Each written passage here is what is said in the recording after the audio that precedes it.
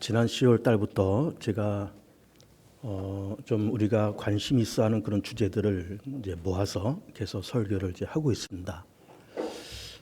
성경 어딘가에는 이렇게 기록되어 있는 것 같고 한두 번은 들은 것 같은 그런 주제들.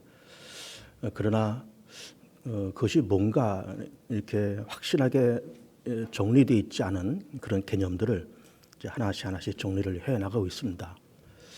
그래서 처음에는 동성애와 차별금지법, 그리고 WCC, NCCK, 기독교와 교회, 그리고 또 지난주에는 이제 14만 4천, 그리고 666. 오늘은 초림과 재림 이렇게 설교를 해드리고, 그리고 다음 주에는 아마겟돈 전쟁과 천년 왕국 이것을 말씀드리고, 그 다음 주에는 휴거 이런 말씀을 드리고, 그 다음에 성탄절을 맞이하고, 그리고 성탄절 지나서 새해 들어서 이제 새해부터는 이제 일반적인 설교로 그렇게 돌아오도록 하겠습니다. 다소 좀 이론적이고 좀 딱딱한 내용들이 그동안 있어서 조금 이제 전하는 저도 참 불편하고 듣는 여러분들도 좀 딱딱하게 들으셨을 것 같은데, 그러나 우리가 이런 개념들을 잘 정리를 해야 됩니다. 14만 4천 이런 거다, 666 이런 거다, 아마겟돈 전쟁 이런 거다. 머릿속에 정리가 잘 되어 있어야 됩니다. 천년 왕국도 마찬가지. 그래서 잘 정리를 하시고, 그리고 또 이렇게 설교 시간에 들으시고 또 한 번 더 정리하고 싶은 생각이 있으시면 제 설교가 항상 유튜브에 올라가 있어요. 그리고 교회 홈페이지 설교란에 다 늘 올라가 있으니까 다시 한번 보시면서 정리를 하시면 더욱더 좋겠습니다. 이제 그러시면서 여러분들이 좀 인내심을 갖고 좀 잘 따라오셨으면 이제 좋겠고요. 오늘은 이제 초림과 재림에 대한 설교를 이제 합니다. 초림이라고 하는 것은 예수님의 첫 번째 강림을 이제 초림 이제 그러고, 재림은 앞으로 오실 거를 이제 재림 그렇게 이야기를 합니다. 하나님은 세상을 창조하시고 늘 보시기에 좋았다 그렇게 말씀하셨어요. 특별히 사람을 만드시고 보시기에 심히 좋았더라 그렇게 말씀하셨습니다. 그리고 특별히 사람에게는 하나님의 형상을 집어넣으셨어요. 그리고 아담을 흙으로 만드시고 그 코에 생기를 불어넣으셔서 생명이 되었다.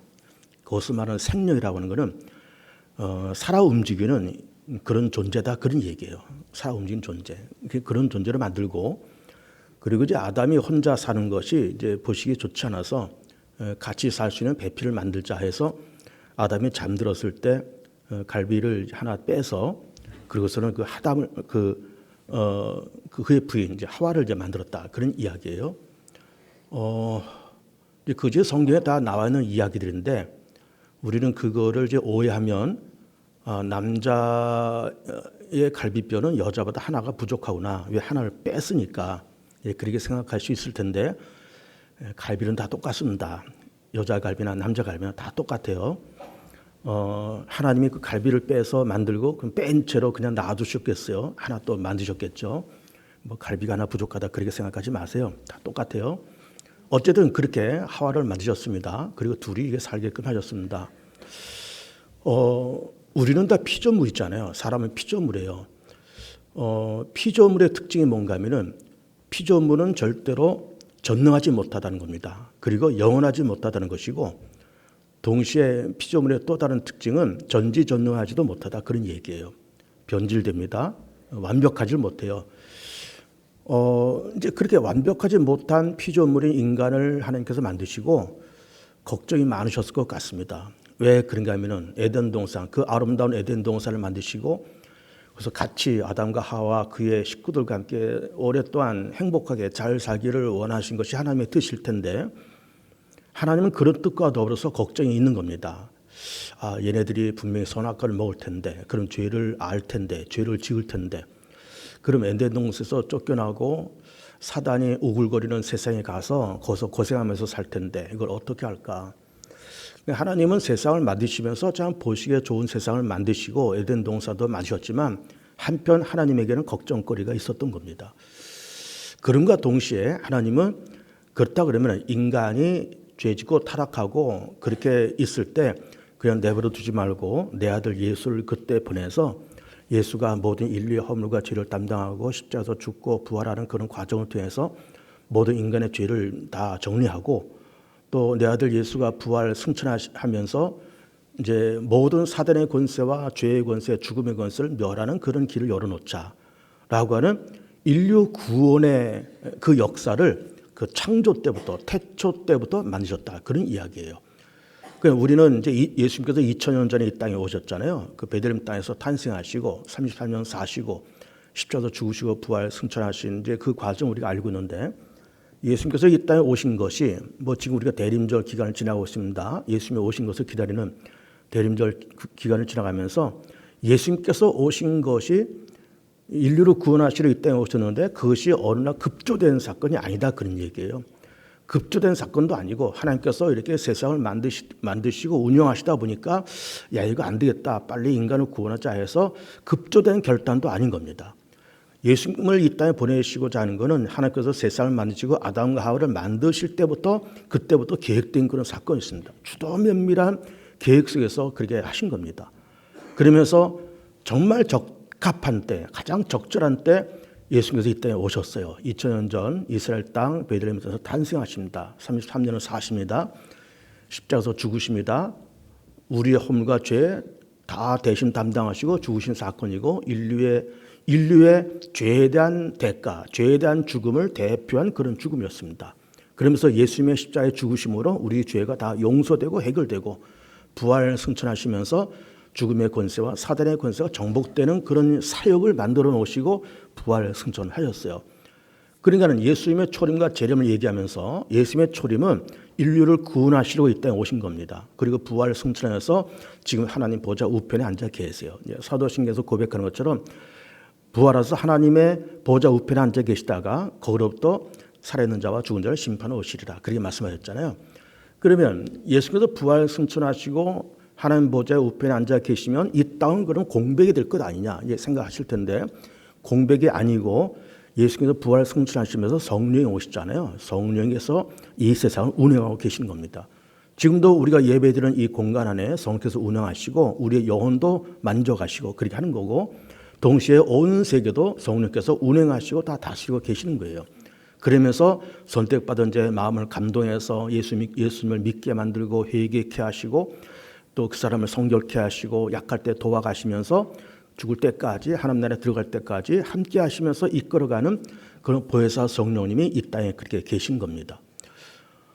그러면서 이제 어느 순간 예수님께서 다시 오신다, 재림하신다, 이거를 우리는 지금 기다리고 있는 겁니다. 오실 예수님을 우리는 기다리고 있는 겁니다. 그러니까는 2000년 전에 인류를 구원하시려고 그 베들레헴 땅에서 조용히 탄생하셨고 부활 승천하시고 하나님 보좌 우편에 앉아 계시다가 마지막 때 세상을 심판하시러 이때 오신다. 그런 이야기예요. 이렇게 그 디귿자 모양을 이렇게 엎어놓은 것처럼 승천하시고 계시다가 다시 마지막 때 재림하시는 이런 역사를 우리는 좀 기다리고 있는 겁니다.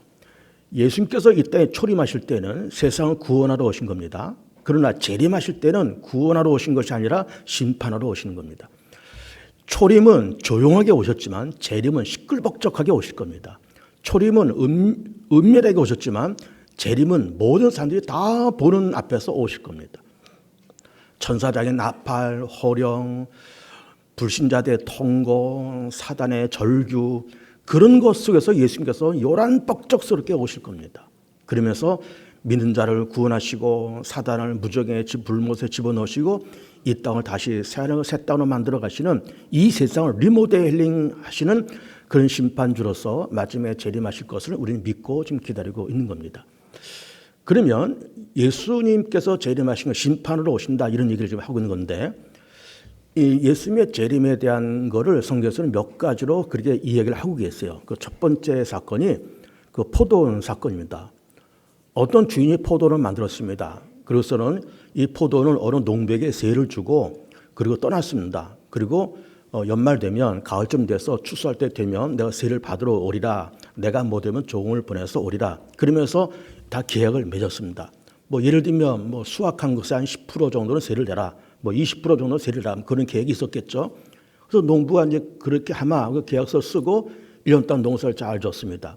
주인이 이제 추수철이 되었으니 이제 세를 받으러 가야 되겠다고 해서는 종들을 이제 몇 명 보냈는데 그 포도원의 농부들이 그 종들을 죽이고 때리고 돌로 쳤다는 거예요. 그래서 주인이 그 소식을 듣고 굉장히 마음이 불편합니다. 그래서 그 다른 사람 또 보냈어요. 그때 역시나 또 그 종들을 죽이고 때리고 돌로 쳤다는 겁니다. 주인이 이제 그 소리를 안타까워 괴로워서 그럼 내 아들을 직접 보내면은 내 아들은 건들지 않겠지 하면서 이제 아들을 이제 보내는데 그 농부들이 무슨 생각을 했는가 하면은 자, 그동안은 이제 농부들이 종들이 왔으니 이제는 아들이 온단다. 그 아들은 이 집안의 상속자니까 그 아들을 죽이면은 이 포도는 우리 것이 되지 않겠냐 하면서 그 아들을 포도원 밖에 나가서 죽였다는 거예요.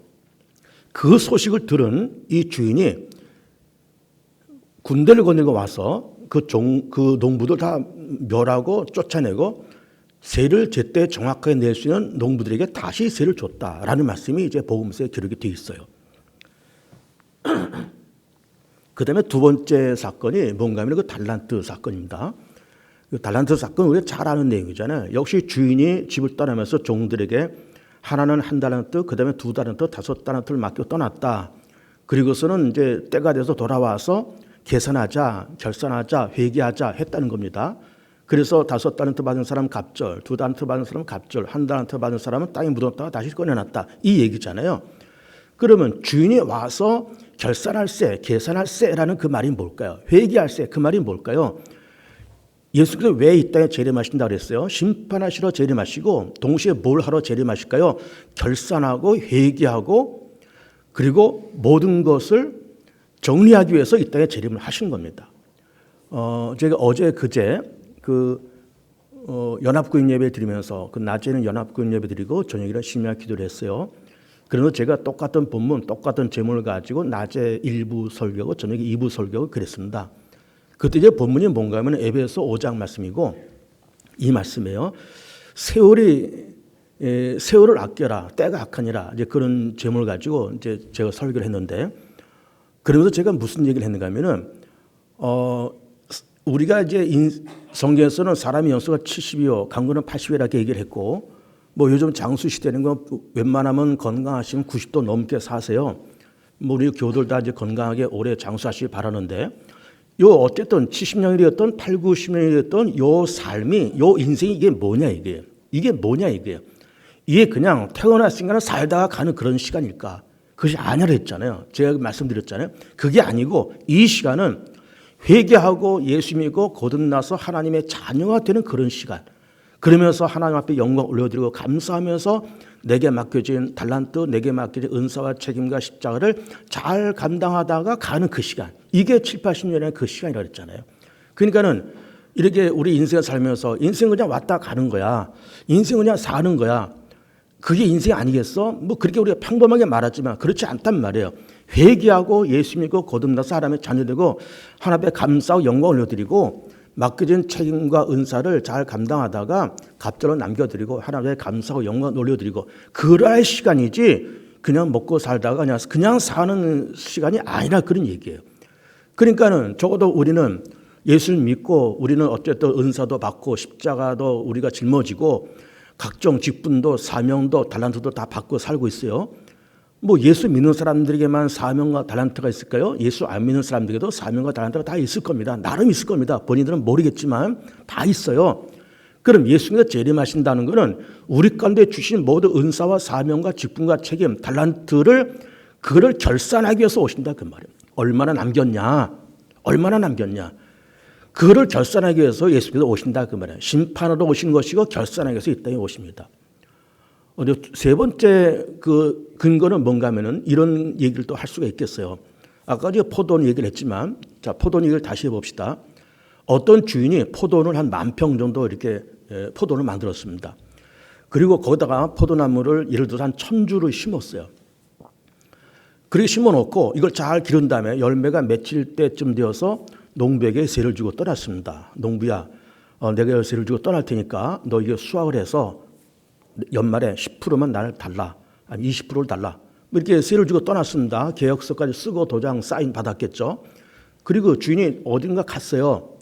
그런데 이 포도원의 농부가 그 만평되는 포도밭에서 뭐 한두 해는 어쨌든 농사를 져서 세를 냈다고 쳐봅시다. 그런데 셋째 해, 넷째 해 가면서 이 농부가 마음이 변했는지 이 천주가 되는 그 포도나무에 한 500주는 뽑아서 갖다 버리고 나머지 500주도 이거 신경도 안 쓰고 관리도 안 해요. 그리고 그 빈 땅에다 뭘 했을까?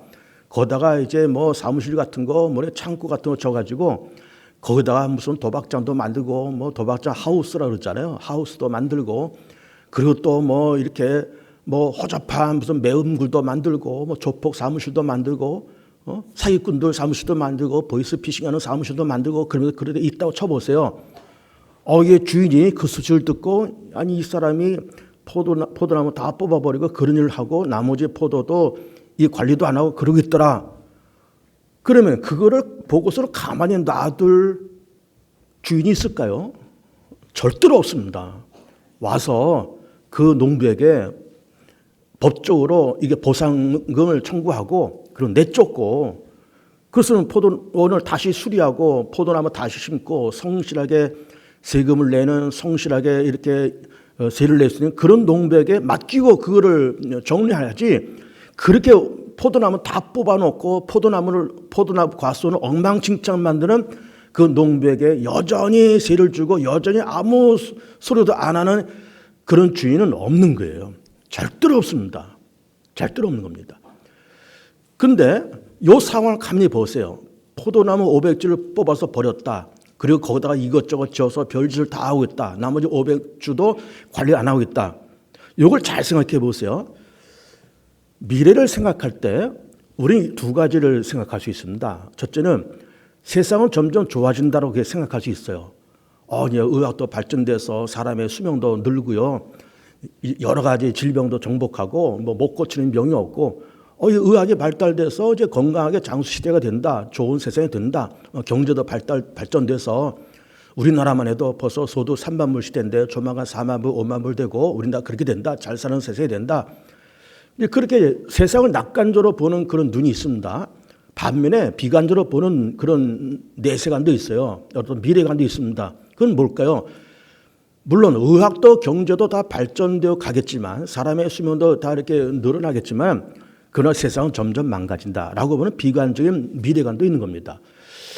그러면서 거기에 대한 근거를 이제 자연 파괴를 얘기하는 거죠. 자연 파괴, 기후 재앙, 온난화를 통한 어떤 재앙, 그리고 또 에너지 고갈, 그리고 자연 파괴, 그 자연 파괴, 기후 재앙, 그리고 온난화, 거기다가 에너지 고갈, 식량 고갈까지 이런 걸 다 들면서 세상은 점점 어려질 거다 얘기하면서 그런 것뿐만 아니라 경제가 발전되기는 발전되겠지만 그 발전도 어느 순간 되면 멈춰서 그 이후로부터는 참 이제는 이제 먹을 거리도 부족하고 이제는 에너지도 부족하고 어려운 때가 올 거라고 하는 걸 예측을 하는 겁니다. 지금도 그런 현상이 벌써 일어났잖아요.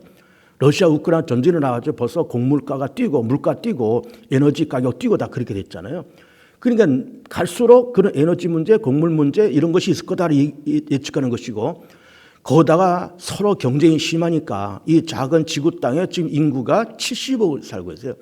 70억 되는 인구가 바글바글 살면서 경쟁이 심하고 그러면서 알력과 다툼과 시기와 분냄과 편가름 이런 것이 심하고 그러면서 전쟁들이 일어나고 테러들이 일어나고 거기다가 또 이제 사람이 많으니까 기후 이변 또 기후 재앙 에너지 고갈 이런 것 때문에 세상은 점점 어려워질 거라고 하는 비관적인 미래관을 내다보는 사람도 있습니다.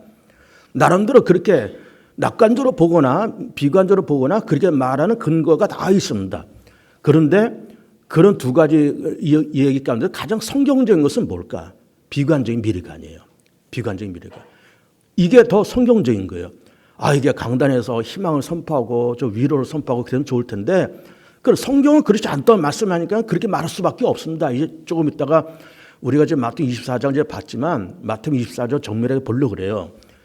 보면은 점점 세상은 에너지 고갈, 식량 문제, 민족과 민족 간의 갈등, 분냄, 시기, 편가름 그러면서 난리와 전쟁, 이변 그리고 지진과 기근 이런 것이 일어나면서 세상은 점점 어수선하고 복잡한 세상이 되어 간다는 거예요.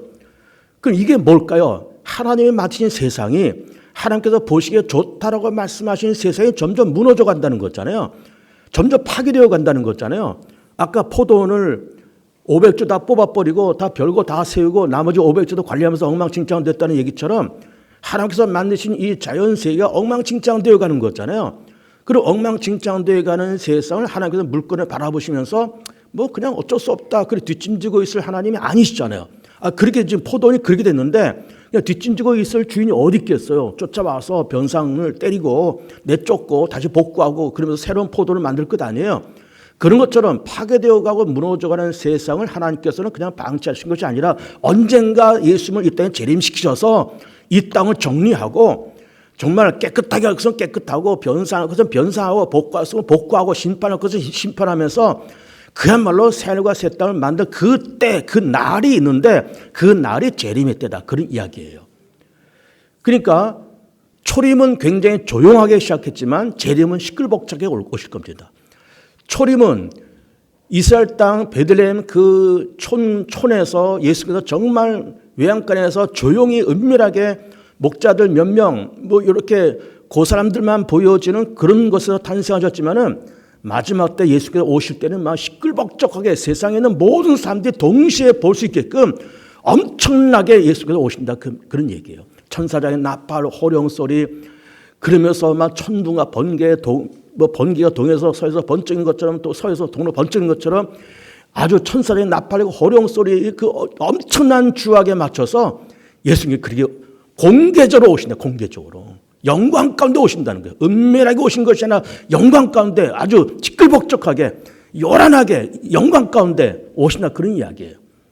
예수님의 재림을 우리가 심각하게 생각해야 됩니다. 우리는 그냥 예수 믿고 그냥 교회 다니면서 그냥 밥 먹고 커피 마시면서 시덕거리면서 우리가 살고 있지만 그 예수님의 재림이 있고 뿐만 아니라 그 때와 기한은 또한 모르신다 그랬어요.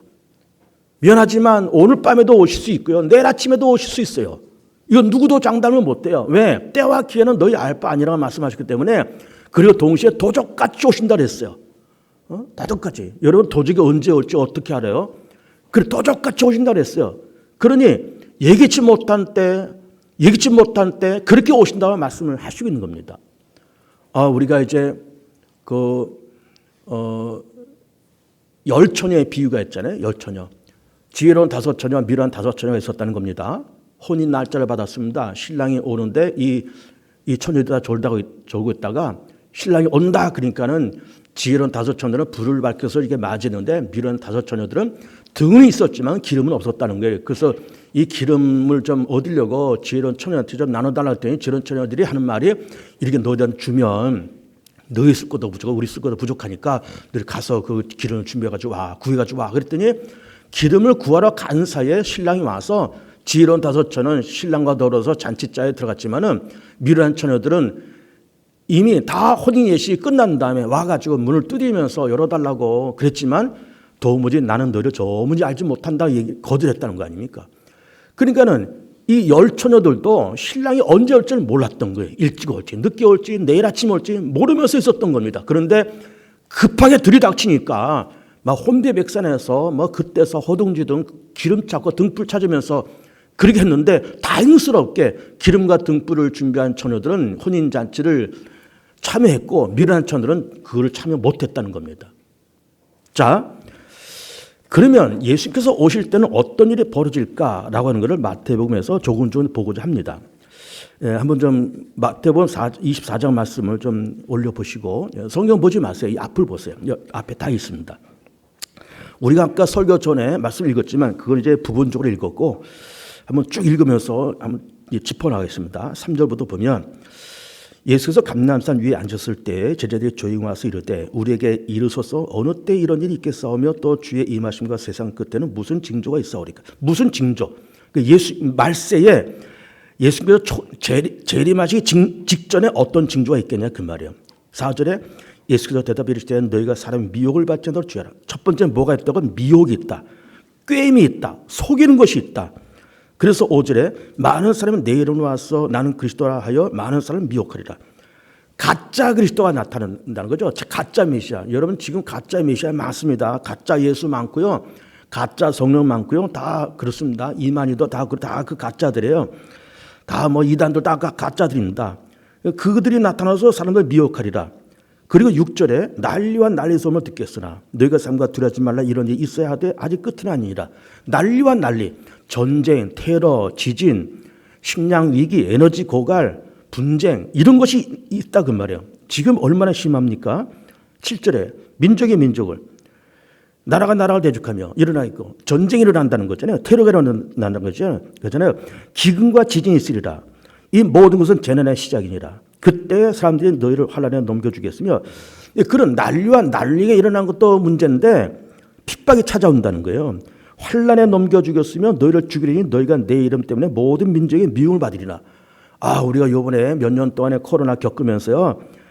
우리 교회들이 믿는 사람들이 많이 오해를 받고 미움을 받았습니다. 교회가 무슨 코로나 온상지인 것처럼 이렇게 교회가 세상에서 그런 따가운 시선을 받게 됐습니다. 사실 그런 것이 아닌데 그런 시선을 받게 됐습니다. 그러면서 10절에 그때 많은 사람이 실족하게 되어 서로 잡아주고 서로 미워하겠으며 거짓 선지자가 많이 일어나 많은 사람을 미혹하겠으며. 아까는 거짓 그리스도가 나타난다 그랬는데 여기서는 거짓 선지자가 많이 일어난다. 참 이게 그럼 거짓 선지자는 뭘까? 거짓 그리스도는 가짜 그리스도를 얘기하는 것이고 여기서 말하는 거짓 선지도 가짜 선지를 얘기하는 겁니다. 요즘 말하면 참 미안하지만 가짜 목사, 거짓 목사. 여러분 목사도 거짓 목사가 있어요. 가짜 목사도 있습니다. 여러분 목사를 잘 만나는 거 축복이고 교회 잘 만나는 거 축복입니다. 거짓 선지자들이 있었다는 거잖아요. 있다는 거잖아요. 이 사람들이 일어나서 많은 사람을 미혹하겠으며 12절에 불법이 성함으로 많은 사람의 사랑이 식어지리라. 사랑이 식어진다는 거예요. 사람들이 아주 냉정하고 쌀쌀맞고 인정머리 없고 그런 세상이 된다는 거예요. 그리고 불법이 성한다는 겁니다. 아니 법과 준법이 중요한데 그 법을 무시하고 불법이 성한다는 겁니다. 위법, 불법이 성한다는 겁니다. 위법과 불법이 판을 친다는 것이고 위법과 불법을 하는 사람들을 오히려 부러워하는 그런 세상이 이상한 세상이 된다는 거예요. 그러나 13절에 끝까지 견디는 자는 구원을 얻으리라. 14절 이 천국복음이 모든 민족의 증언되기 위하여 온 세상에 전파되리니 그제야 끝이 오리라. 그러면 이렇게 예수님이 재림하신데 그런 재림 전에 이런 징조가 있다는 것이고 동시에 뭐가 있다는 겁니까? 이 복음이 다 전파된 다음에 예수님이 재림이 온다는 거예요. 여러분 지금 전 세계에 한 200개 가까운 국가가 있고요. 그 200개 가까이 되는 국가 가운데 복음이 얼마큼 들어갔을까요? 거의 대부분 들어갔습니다. 여러분. 거의 대부분 들어갔어요. 회교권도 복음 들어갔고요. 회교권에도 교회가 세워져 있고요. 불교권에도 교회가 세워져 있고요. 지금 복음이 거의 다 전파됐어요. 그럼 거의 다 전파됐다는 것은 뭘까요? 예수님의 재림이 멀지 않다는 겁니다. 이게 성경적인 근거예요. 성경의 근거. 15절에 그러면 너희가 선지자 다니엘의 말한 바 멸망의 가정같이 거룩한 선것을 보거든. 이게 참 안타까운 얘기입니다. 다니엘이 말한 것처럼 멸망에 가장 것이 거룩한 것을 쓴다. 거룩한 것은 어딜까요? 예루살렘 말하는 것이고 예루살렘에 멸망에 가장 것이 쓴다. 멸망에 가장 것이 뭘까? 우상에 쓴다는 거예요. 여러분 이게 상상이 됩니까? 하나님의 성인 예루살렘에 우상에 쓴다. 그러면 마지막 때가 가까운 줄 알라 그런 얘기예요. 예를 들면 참 이게 너무 상상하기 어려운 끔찍한 사건인데 우리 교회가 어려워서 교회를 폐쇄했습니다. 폐쇄했더니 교회에서 십자가 누군가 와서 띄고 강대상 다 치우고 이 한가운데다가 불상을 떡하니 세워놨다. 무당들이 섬기는 그런 성황당이나 부적을 떡하니 붙여놨다. 상상하기도 어려운 일인데 그런 일이 일어날 거라는 거예요. 마지막에. 그리고 그런 일이 다니엘 시대에 한번 있었다는 거예요. 근데 정말 있었을까요? 있었습니다. 정말. 제가 요 근래 지난주부터는 사도행전을 이제 수요일에 읽기 시작했는데 그 전까지 다니엘 그 전에 역사서를 쭉 읽었어요. 어떤 일이 정말 있었는가? 예루살렘이 처음에는 솔로몬 시대에 지어졌어요. 그 다음에 바벨론 포로에서 돌아와서 두 번째 성전 수르바벨 성전을 졌습니다. 수르바벨 성전을 지은 다음에 헬라의 공격을 받으면서 예루살렘이 무너져요. 그런데 헬라 사람들이 예루살렘 무너뜨리고 거기다가 이 사람들이 무슨 짓을 했느냐? 실제로 예루살렘 성에다가 이방 우상들을 다 갖다 놨습니다. 예를 들면 교회에다가 불상도 갖다 놓고 이방 신도 세워놓고 부족도 갖다 붙이고 서왕당도 하나 만들고 그렇게 했다는 거예요. 이게 실질적으로 역사적으로 예루살렘에서 있었던 사건이에요. 주전 한 300년경에 그런 일이 있었던 겁니다. 그러면서 우리가 다 하나님의 백성이고 선택받은 백성인데 저런 예루살렘에 저런 것이 세워지면 어떻게 되느냐, 안 된다 하면서 목숨 걸고 헬라와 싸우고 목숨 걸고 예루살렘의 우상들 다 치우면서 성전을 깨끗하게 한 그런 사건이 있었어요. 그걸 누가 했는가? 마카비 형제들이 했습니다. 그래서 그 사건을 마카비 혁명이라고 그래요. 근데 그것이 주전에 300년경에 있었던 사건이고 이것이 성경에는 기록되어 있지 않죠. 그 마카비 혁명이 실제로 있었고 그러면서 그 마카비 혁명 때 예루살렘 성전 안에 있는 모든 우상 딴지들, 이방 신들의 사진, 그림, 어떤 부적, 어떤 그 형상 이걸 깨끗하게 다 정리했습니다. 그 깨끗하게 정리한 그 날을 기념해서 수장절이라는 절기가 생겼어요. 수장절이 요한복음에 기록되어 있죠. 수장절. 그날이 수장절이에요. 실제로 그런 일이 있었다는 겁니다. 그리고 그런 일이 한 번 또 있을 수 있다라는 말씀을 하시고 있어요. 생각만 해도 끔찍한 거예요. 그러니까는 거룩한 곳에 멸망에 가진 것이 쓴다. 여기에 강단이 세워지고 말씀이 선포되고 십자가 세워져야 되고 하나님 앞에 예배를 드려야 되고 그래야 할 자리에 여기 불상에 떡건이 쓴다. 상상하기도 힘든 건데 그런 일이 실제로 벌어진다는 거예요. 그런데 동시에 이게 뭘 얘기한 걸까요? 멸망에 가져간 것이 거룩한 것에 쓴다. 거룩한 곳에는 거룩한 것이 서야 되는데 멸망에 가져간 것이 거기 서 있다 그 말이에요. 진짜의 위치에 가짜가 섰다는 거예요. 진실이 있어야 될 곳에 위선이 섰다는 거예요. 참이 있어야 될 자리에 거짓이 섰다는 겁니다.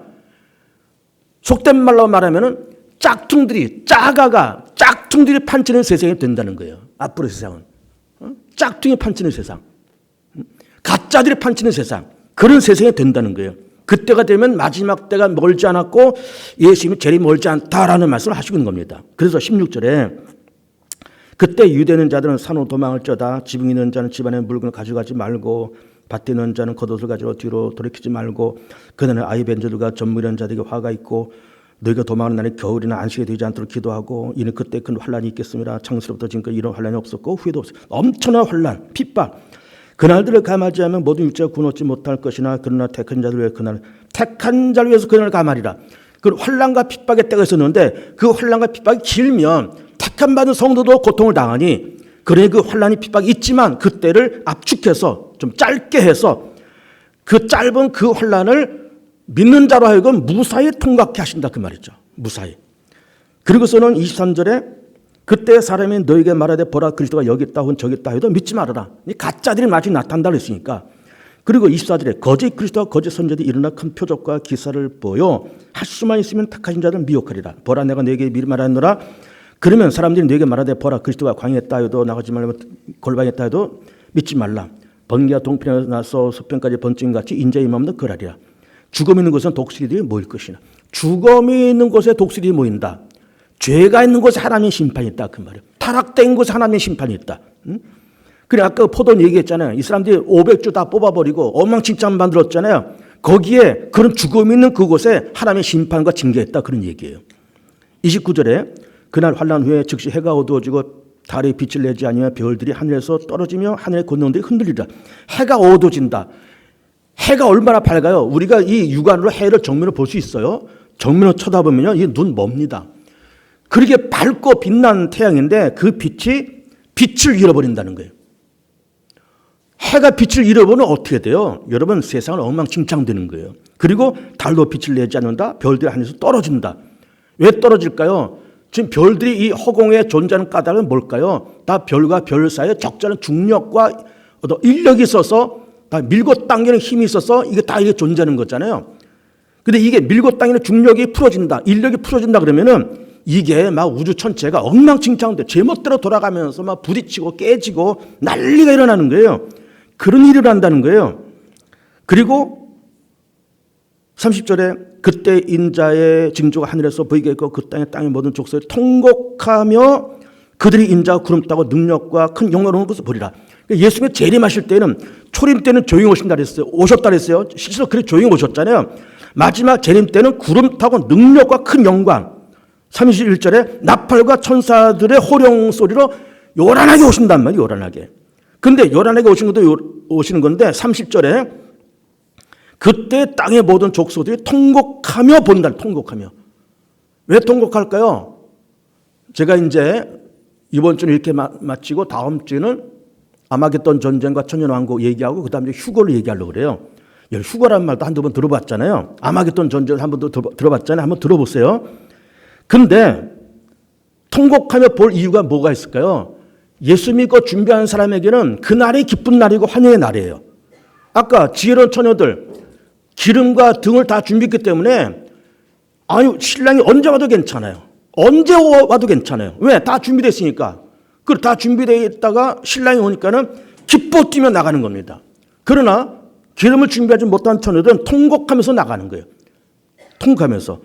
마찬가지 예수가 재림하실 때 믿는 우리들, 준비한 우리들에게는 정말 기쁨과 감사의 날이고 구원의 날이지만은 믿음이 없고 하나님을 거역하고 예수를 부인하고 교회를 핍박했던 자들에게는 땅을 치며 후회할 날이에요. 나도 예수 믿을 걸, 나도 교회 다닐 걸, 나도 세상을 좀 잘 살 걸, 의롭게 건강하게 하나님을 섬기면서 조신하게 그렇게 살 걸, 그 땅을 치고 후회하는 그 통곡의 소리가 있다는 거예요. 그러면서 마지막 절, 그 큰 나팔과 함께 천사들을 보내 그들이 택한 자를 하늘 이 끝에 저 끝까지 사방에서 모으리라. 다 이리로 오라 해서 믿는 자들 다 모아서 구원하시고 이 병든 세상, 어지럽게 된 무너진 세상을 다시 리모델링 하시면서 새누가 새 땅을 만들어 가시더라 라고 하는 거예요. 자, 딱 맞게 내리네. 네, 맞습니다.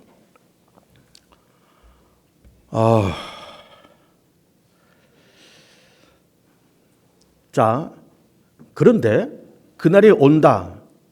그러면서 초림과 재림이 있다. 근데 재림은 어느 때인지 모른다. 그랬고 우리가 사는 이 시간 동안에 그냥 살다가 하는 그런 세상이 아니라 회개하고 예수 믿고 거듭나서 하나님의 자녀가 되어서 하나님 앞에 영광과 감사를 올려드리고 조신하게 사는 것이 인생이다. 이런 말씀을 드렸습니다. 그럼과 동시에 우리는 세상을 조신하게 살아야 돼요. 어떻게 조신하게 살아가야 될까? 제가 엊그제도 말씀드렸지만 우리는 두 가지를 모릅니다. 두 가지를 몰라요. 첫 번째는 언제 죽을지를 모르고 두 번째는 예수님이 언제 재림하실지를 몰라요. 때와 기한은 너희 알 바 아니라는 그 말씀이 재림만 그런 것이 아니라 우리 죽음도 그래요. 여러분 우리는 언젠가는 세상 떠날 겁니다. 젊은 사람이라고 오래 살고 나이 드신 분이라고 짧게 살다는 보장이 없어요. 근데 오늘 밤이라도 너 와 그러면 그냥 가야 돼요. 다 놓고 가야 돼요. 언제인지는 모릅니다. 때와 기한은 몰라요. 예수님의 재림도 마찬가지 때와 기한은 몰라요. 그러나 준비하는 자에게는 그 때와 기한을 우리가 어렴풋이 짐작할 수 있을 뿐만 아니라 언제가 되었든 그 때와 기한이 언제가 되었든 우리는 그날을 기쁘게 감사하게 맞이할 수가 있는 겁니다. 예수님이 우리 오라 하실 때 감사합니다. 이 땅 모든 수고를 내려놓고 주님 앞으로 가게 되니 감사합니다. 그렇게 될 것이고 예수의 재림도 준비한 사람에게는 늘 깨어서 기도한 사람에게는 늘 깨어서 근신하며 살던 사람이 그날은 행복한 날이고 축복받는 날이고 들림받는 날이지만 준비 없이 덜렁덜렁 그냥 부어라 마시라 흥청망청 그냥 교회 핍박하고 하나님 핍박하고 예수 믿는 사람을 핍박하고 빈정거리면서 그렇게 살던 사람은 통곡한 날이에요. 우리 아까 봤죠. 통곡할 날이 있더라 그 말이에요. 통곡할 날이. 통곡할 날이. 근데 우리가 여기서 한 가지 착각이 있습니다. 때와 기한은 모른다고 얘기했는데 미련한 사람들은 뭐라고 생각할까요? 그 날이 멀다라고 생각하는 거예요. 나 아직 죽을 날 멀었어. 요즘 뭐 코로나고 뭐 그런데 예수 믿고 열심히 세상 살아야 되는데 뭐 나 아직 가려면 나 아직 뭐 50대인데 뭐 평균적으로 내가 30년이지 뭐 잘 있으면 40년도 살 수 있어. 내가 그 다음에 지금 50대 60대 잘 뭐 내가 멋대로 살다가 만 70 넘고 한 80 넘어서 그때쯤 뭐 세상 떠날 때쯤 내가 좀 그때 가서 정신 차리고 그때 가서 예수 잘 믿고 이제 그렇게 살래. 천만의 얘기입니다. 오늘 밤에 가실지 어떻게 알아요? 예수님 내일 아침에 오실지 어떻게 알아요? 지금 잘해야 돼요. 지금. 내일이 아니고 미래가 아니고 언제? 지금 잘해야 돼요. 지금 잘해야 됩니다. 어느 교인들은 이렇게 생각하는 교인들이 있습니다. 우리 박정호 목사님 떠날 때 얼마 안 남았으니까 목사님 떠나고 새로운 목사하면 그때 내가 신앙생활 잘할래. 그런 분들이 몇몇 사람이 있어요. 나는 누군지 다 알아요. 근데 그거는 큰 착각입니다, 여러분. 큰 착각이에요. 지금 잘하세요, 지금. 지금 잘하세요. 지금 잘하셔야 됩니다. 예수님 언제 오실지 어떻게 알아요? 오늘 밤 떠날지 어떻게 알아요? 지금 잘하셔야 됩니다. 그러니까 열심히 잘 사시고 지금 준비하고 기름도 준비하시고 등불도 준비하시고 언제 오셔도 주님 감사합니다. 나 여기 있습니다라고 떳떳하게 나가시는 그런 분들이 꼭 되셔야 됩니다. 그렇게 되길 축복해요. 그런 성도 꼭 되시길 축복합니다. 우리 합심해서 짧게 기도하면서 주님 준비하겠습니다.